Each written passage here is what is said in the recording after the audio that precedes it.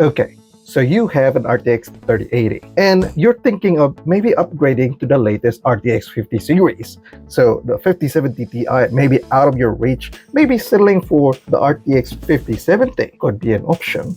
Well, in most cases, yes. However, there will be wherein. So, in this video, we're going to run the RTX 3080 and compare it against the RTX 5070 on these games right here. And we're going to run it on real-world settings, 1440p and 4K. And for you guys who are new to the channel, this is our methodology and how we do our test. Okay, we've got a whole lot of things to go through.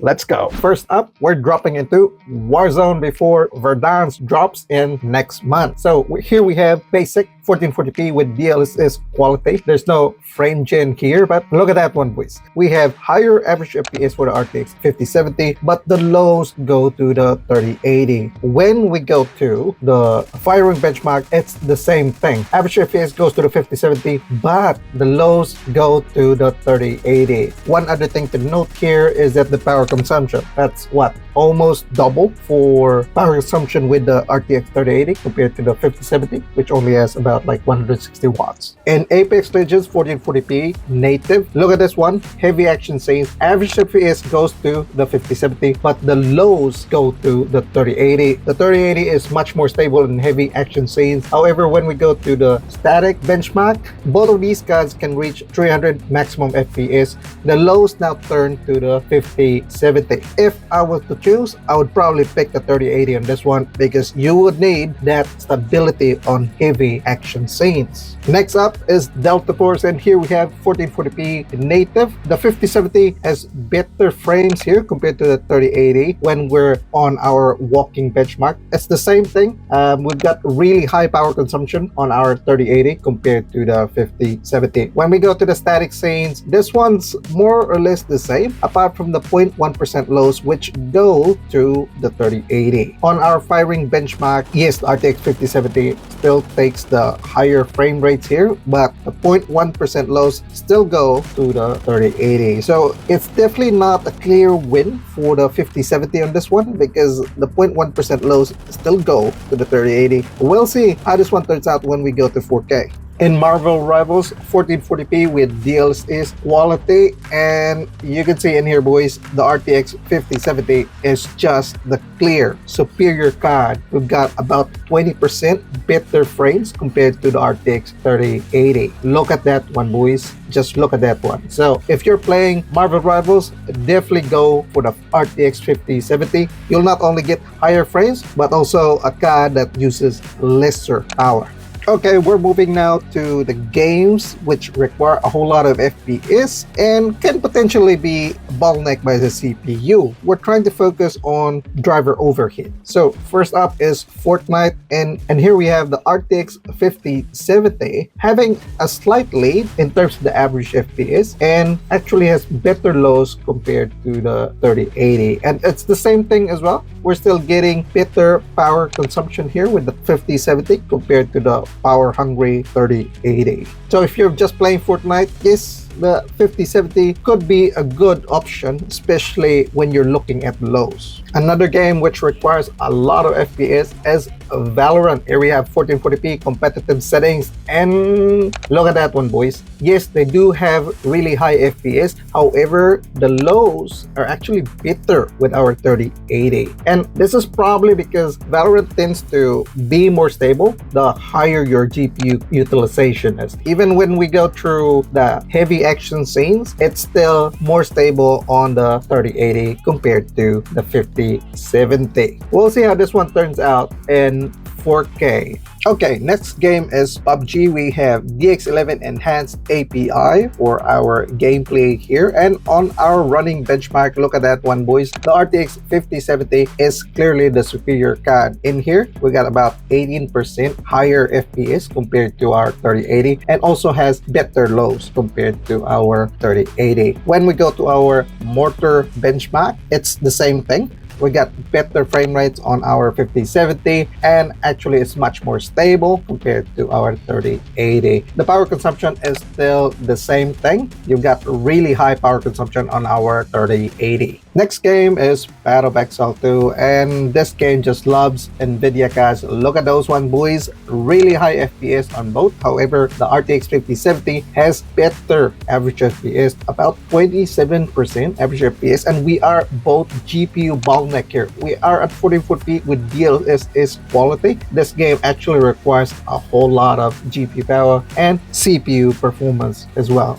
And the last game for our 1440p benchmark is CyberPunk 2077. We are using Ultra 1440p with DLSS quality, and you can see in this one, boys, the RTX 5070 is about 25% faster compared to our 3080. Yes, it has a little bit higher power consumption this time around, but it is still a better card compared to our 3080. Let's see how this one turns out when we go to 4K. And before we proceed, if you like more of these comparison videos, don't forget to subscribe to the channel. That really helps us a lot. Okay, let's move on to 4K gameplay. And we're starting again with Call of Duty Warzone, and we are using basic 4K with DLSS quality, and the RTX 5070 this time around is the better card when we're doing our running benchmark. When we go through our firing benchmark, it is still better in terms of average FPS. However, the lows do go back to the 3080. So it's a bit of a mixed bag on this one, boys. It's a bit of a mixed bag for Warzone. In Apex Legends 4K native, here we can see that the RTX 5070 is clearly the superior card.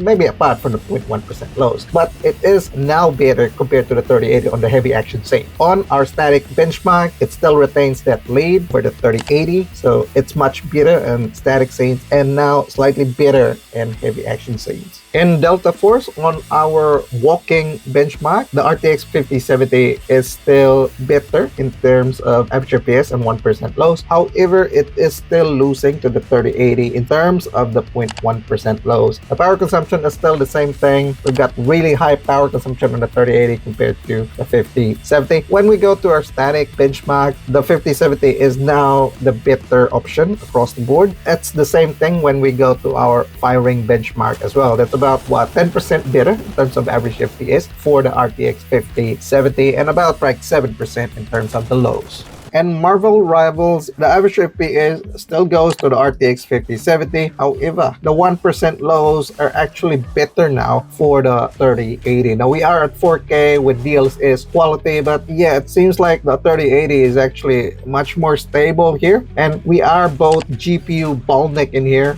Yeah, so both cards are really pushed. And Fortnite performance mode, now we haven't maxed out our GPU. Well, it's close, but we really haven't maxed out both our GPUs in here. However, in saying that, our RTX 5070 is still the better card here. We're about 10% better compared to our RTX 3080. And the lows are the same as well, about 8% better. And the 0.1% lows are actually better as well on the 5070. So better stability in the 5070 compared to the 3080. And that's if you play in 4K. And Valorant at 4K competitive settings, we have maxed out our GPU here, about 97% on some scenes here. And this is where the RTX 5070 is actually pulling ahead, about 25% better in our walking benchmark, and about the same thing, 25% in terms of the heavy action scenes. And look at that one, the power is slightly lower on the RTX 3080 compared to our other games, but that's still over 300 watts. So yeah, that's definitely something to look out for. And PUBG 4K native, here you can see that the RTX 5070 is actually pulling ahead compared to the 3080. Now average FPS is about 22% better, but look at the lows. That's a huge difference in terms of the lows, about 53% on the 1% lows, but the 0.1% lows, man, that's about 115% in the walking benchmark. On our mortar scene, yeah, we still have better performance on our 5070, not as good as the running benchmark. This is still clearly a superior experience, but boys, look at the power consumption now of our RTX 5070. It's now pushing all the way up to 300 watts, so that's really close. That's the highest power consumption that we have. In Path of Exile 2, it's the same story. The RTX 5070 still retains the lead over the 3080 at 4K with DLSS quality turned on. And in terms of power consumption, that's about 250 watts on the 5070. Performance-wise, that's about 13% or 11% better compared to the 3080. And finally, we have CyberPunk 2077, and the RTX 5070 still retains that lead over the 3080. That's about 25% better, and we are at ultra settings in here, 4K with DLSS quality. Yeah, the FPS is not as high, it's about 85, but at the end of the day, this is the newer card. The RTX 5070 is much better compared to our 3080. 25% lead is pretty significant. So at 1440p, it's not really as clear as black and white. There will be some games wherein you probably have to think if going for the RTX 5070 is worth it. However, when we go to 4K, it's a bit of an improvement. You can definitely see that the RTX 5070 is better in most scenarios. You will gain even like more than 50%. However, that's totally up to you. You gotta put a lot of money into a 70 class, or you just want to stick out for the next generation. Or maybe it's time for you to look at AMD's offering. We've did a video about that, so we've compared against the 5070 against the RX 9070 XT. If you're keen on that one, I think you should look at this video right here. And I'll see you guys over there.